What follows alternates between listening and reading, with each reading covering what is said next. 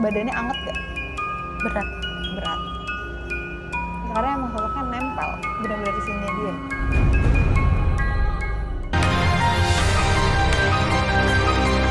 Jadi saya tuh pengennya tuh goyang-goyang aja gitu kan. Nah, aku lihat itu malah ular. Ular. Ya, ini mungkin ada yang udah saya gambarin ular yang dimaksud, yang ada di kamar dekat lemari. Oke. Ini area kamar tadi ya. Iya. Terakhir yang memang kalau Tasya sempat mengatakan dia melihat sosok ular ke bawah ular tapi atasnya manusia tapi belum bisa terlihat. Jadi sebenarnya sosok ular. Iya, ular jadi itu melilit ke kaki, makanya geli. Jadi bukan anak-anak nggak ada. Jadi makanya ini susah juga kalau Mbak Evanya nggak tahu ibu bapaknya atau mungkin neneknya dulu tuh gimana, karena ya ini ya itu udah panjang urusannya sama ini, cuman dia jadi kena juga. Iya. Apalagi rumah itu mungkin udah lama, tanah itu udah lama, kamu nggak tahu di situ pernah ditanam apa gitu. Sebelum kita mengakhiri dengan Mbak Eva, kira ada yang mau ditanyakan nggak? Ada yang membuat rasa penasaran kah? Ini mungkin bukan pertanyaan, tapi aku juga ada pengalaman sama pohon rambutan juga sih. Oke. Karena emang di rumahku di Bandung, itu emang ada pohon rambutan besar tadinya. Ya. Dan memang banyak hal-hal yang bener banget suka menyerupai papa aku gitu. Tiba-tiba mungkin orang yang kerja di rumah ngelihat sosok papa aku, tapi ternyata papa aku lagi pergi, itu sering banget gitu. Jadi kayaknya entah identik dengan aku jadi Pohon keinget. besar sebenarnya. Iya, ada pohon besar, kemungkinan, cuman emang kayak pohon rambutan itu kan kayak rindang banget, Iya. rindang dan tinggi gitu. Jadi aku teringat aja sih sama kejadian pohon rambutan itu seperti itu. Oke. Kalau begitu, Mbak Eva, terima kasih banyak atas kesediaannya untuk berbagi pengalaman misteri Anda malam ini. Saya akan persilakan Anda untuk kembali. Terima kasih banyak. Baik. Dan memang kita melihat bahwa adanya sosok yang anak-anak yang hadir dalam keseharian Mbak Eva ya. Dia takut dan siapa tadi bahkan berinteraksi dengan salah satu panelis kita. Tapi bagaimanapun juga pengalaman misteri dari banyak orang juga masih ada lanjutannya. Kita akan segera mengundang medium kita yang kedua yang akan bercerita mengenai pengalaman misterinya, ada Alicia. Selamat malam, Alicia. Alicia, pemeran figuran, selalu mengalami ketindihan saat tidur sejak usia 15 tahun. Silakan duduk. Silakan Kira. Silakan, teman-teman panelis. Alicia, terima kasih banyak atas kesediaannya untuk berbagi pengalaman Anda di Medium pada malam hari ini. Ada Kera, ada Ervan, dan juga ada Tasya. Di mana tentunya juga saya akan mempersilahkan Anda untuk menceritakan secara langsung pengalaman Anda kepada teman misteri di rumah. Silakan. Jadi berawal ketika saya berumur 15 tahun. Ketika umur 15 tahun itu kan saya sekolah di Surabaya. Ya. Dan bertepatan waktu itu cuti libur sekolah, saya harus balik ke Sulawesi ketika itu. Oke.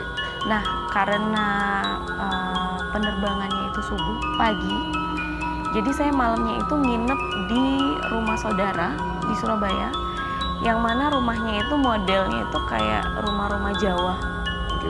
Kayak rumah-rumah Jawa gitu yang model-model kayak model keraton gitu. Dan rumah itu tuh memang tidak dihuni, kosong. Dan ketika itu saya tidur di ruang tamu, itu saya tidur di tengah-tengah antara tante dan sepupu saya. Karena rumah itu kosong, jadi kita memutuskan untuk tidak tidur di kamar. Kita tidur di ruang tamu, dan bertepatan saya itu tidurnya nggak ada pintu. Jadi ini ruang tamu, ini pintu kamar, saya pas di tengah-tengah pintu yang kebuka. Di sini tante saya, di sini saya. Di sini sepupu saya. Nah, di situ malam-malam kayak ada sosok hitam gelap keluar dari kamar, dan itu saya nggak bisa bergerak. Yang orang bilang biasanya kayak ketindihan. Ya, rep-repan atau ketindihan. Iya, ketindihan. Dan di situ saya mau teriak tapi nggak bisa, Dan akhirnya tante saya ngelihat saya yang kayak gelisah gitu, akhirnya saya disentuh, baru saya teriak. Habis itu udah saya ditenangin, saya cerita. Nah dari situ kejadiannya sampai sekarang itu saya udah jadi kayak setiap malam ketindihan.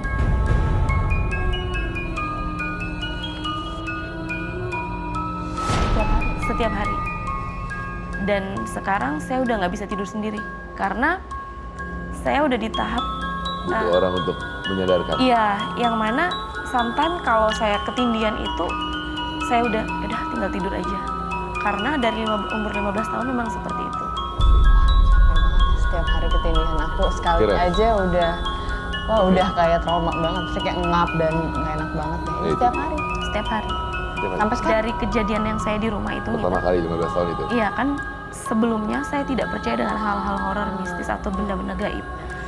Tapi semenjak kejadian di rumah itu, saya pikir saya aja yang kurang peka dengan hal-hal seperti ini. Kok bisa gitu. Dan sampai sekarang tuh saya selalu ketindihan. Ngikut nggak ya? Mungkin nggak yang dari rumah itu. Nah itu dia, saat ini saya akan minta Tasya untuk mungkin merawang Iya. Alicia terlebih dahulu.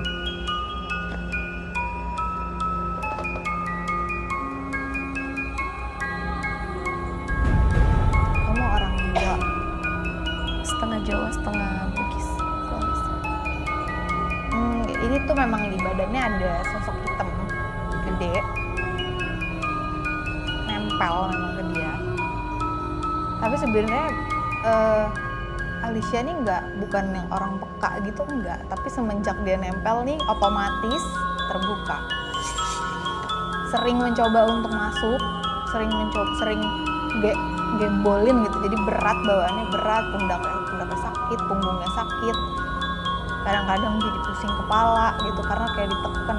Dan emang posisinya dia neken, berusaha neken terus. Dan itu emang belum lepas. Dan udah lama. Biasanya udah lebih dari setahun tuh udah susah banget dibuka.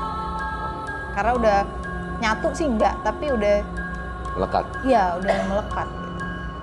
Kamu kalau lagi ngomongin gini, kamu ngerasanya apa? Merinding. Badannya anget gak? Berat. Berat. Ya, karena emang sosoknya nempel, benar-benar di sini dia.